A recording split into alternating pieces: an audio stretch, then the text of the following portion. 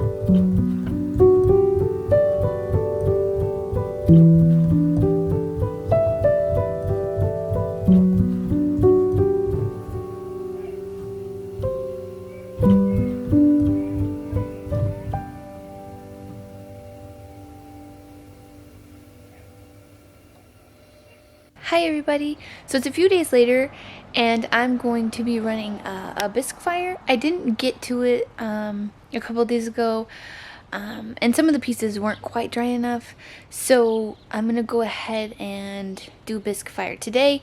And I actually think I have too many pieces to fit in my kiln, but we'll see if we can get them all to fit. And the nice thing about when you do a bisque fire is you don't necessarily have to worry about whether the pieces are touching or not. I mean, you know, when you're in a glaze fire, you don't want the pieces touching, otherwise they fuse together. But when you run a bisque fire, that usually means you can fit more pieces in the kiln than you would normally, just because, you know, they can touch each other and stuff. So let's see if we can get all of them to fit. I got the tiny pieces, like the charms and stuff that I've been making, that I've been showing here on YouTube.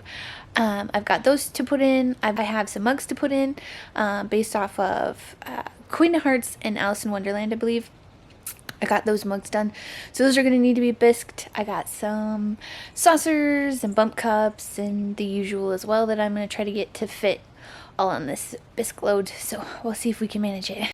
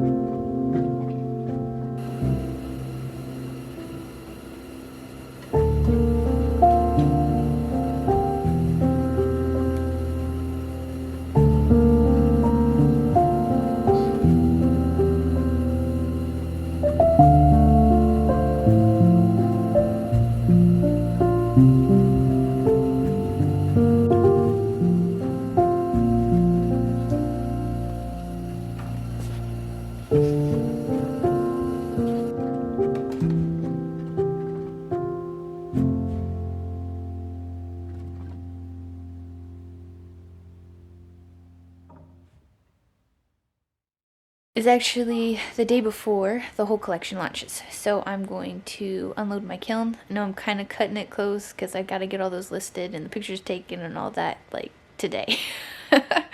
Which is, you know, a fun, it'll be fun. It'll be a fun push to get it all done and stuff. But yeah, I figured I'd show you how everything turned out in the kiln.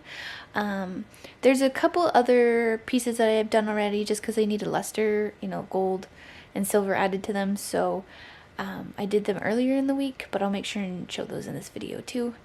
But yeah, so here's what we got in the kiln today. This is a new glaze I'm trying. I thought it was really pretty the way it turned out. So I did a couple pieces with that. Also, this one's a new glaze. I'm trying to, it's kind of hard to see, but it's got like little crystals and stuff like this one does. But it's like a browner color. And we can't have an Alice in Wonderland collection without a Mad Hatter hat, right? Here we go. There's the Mad Hatter hat. And so it's a pour over.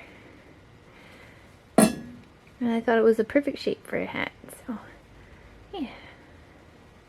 And I got a few of those. And then, like I said, I got some new glazes I was trying out. I have a spoon. So we're just going to unload this.